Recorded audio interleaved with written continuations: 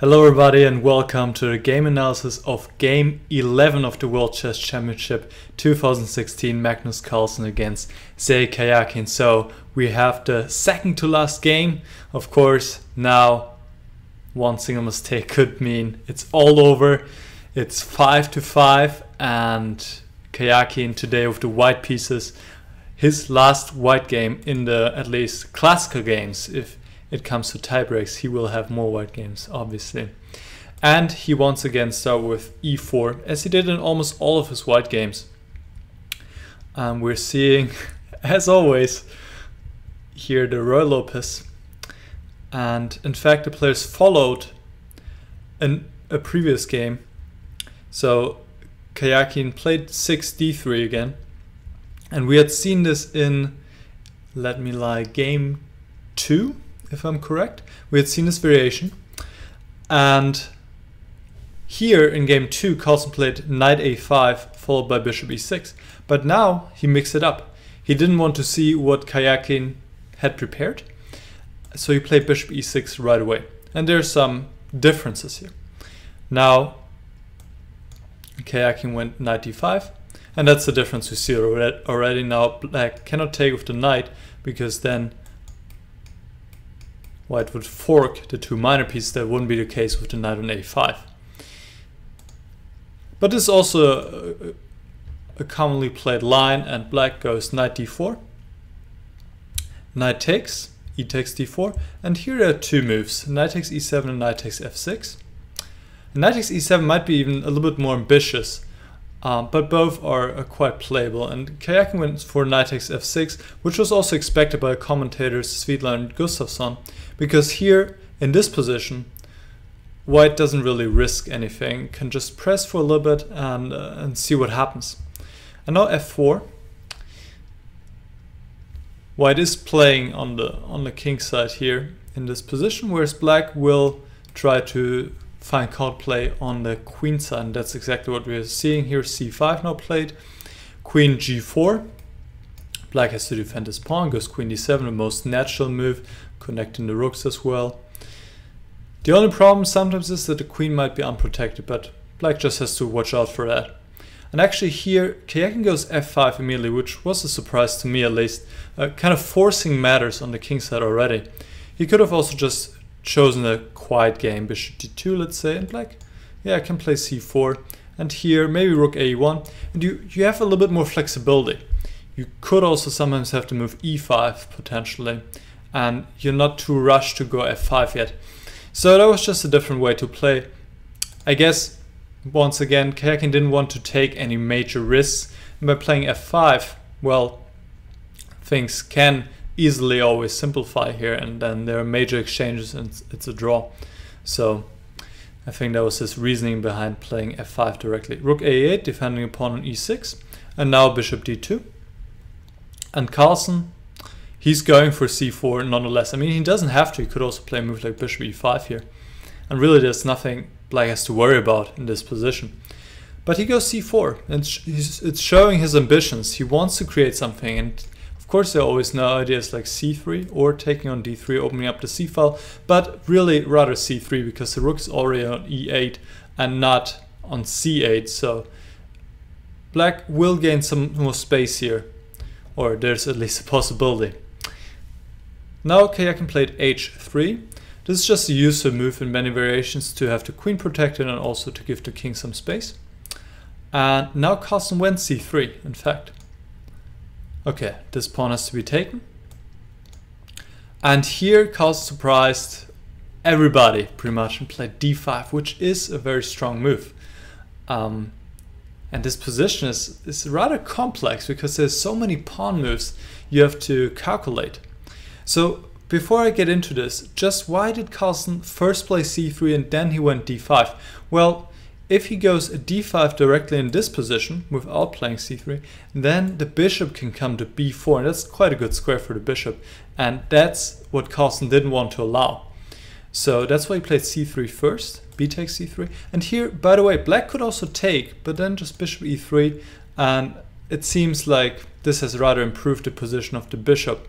So Carlsen played d5, and his point is, well, white cannot take on d4 anyway, and I'm keeping a lot of tension in the position, and let's see what white comes up with. Okay, obviously you cannot take because you run into this check and black picks up the exchange on a1. But there are a number of moves available for white, and I think Karjakin played a very good move here, played bishop g5, which is practically speaking, I think the best move. Okay, let's look at some pawn exchanges. So if you take this one, then queen takes e6, queen takes, rook takes, and here white is up 2 pawns, but what's most important is the active piece play here. Rook e2 and d takes c3, of course, is in position, so white has to go rook f2 here. And now rook takes, king takes, d takes c3. You could also try something like bishop g5 here. And all these lines, they look rather sketchy for white. I mean, all of this is equal according to a computer, but this, you know, it looks rather sketchy with the rook being so passive. But this would all also work out for white. So there was bishop g5 and d takes c3. Now bishop e1 is forced, otherwise you always run into some nasty discovered check. For example, here you lose the bishop.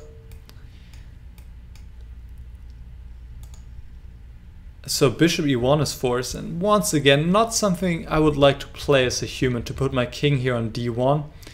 But that would also all work for white. But I completely understand that Karjakin didn't want to go for this. It just doesn't look good. Another move that was possible is to move c4 to have this diagonal closed.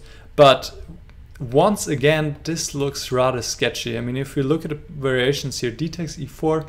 Now, c takes b5 is possible, but then e3, bishop b4, rook f7 is just massive pawn takes here. The b2 having quite an interesting journey. This might be also okay for white, but from a human perspective, very understandable, because I wouldn't like to play against this protected passed pawn on e3. In this position, instead of c takes b5, also queen takes e4 is possible. This would lead to a more normal position, I guess. But also seems here that black has a little bit of pressure. c3 is in the air, rook e2. So good decision by Sergei Karjakin to go bishop g5 here. Now bishop takes g5, queen takes, and now Carlsen took on e4. If he takes on f5, well then just e takes f5 and d takes c3, and here white creates counterplay with f6, so Carlsen obviously didn't want to allow this. So he played d takes e4, and now f takes e6, white takes this pawn. Yeah, otherwise, if d takes e4, now d takes c3 would be possible, obviously. Or maybe taking on f5 first, and now f6, then just queen d4 check and pick up this pawn. So that's the difference to the line we just saw. So f takes e6 was played by Karjakin, and now rook takes f1. It makes sense to insert this intermediate move because the rook is well placed on e8. And now queen takes e6, and here once again white has a choice which pawn to take, but this was pretty simple because if white takes on e4, black takes on c3, and white still has this weak pawn on e4 and is worse here. So c takes d4, and now e3. Carlsen is still trying. He could have also just taken here and go into his rook endgame, and black will easily draw this, no problem. But Carlsen was trying. He still wanted to put some pressure on his opponent.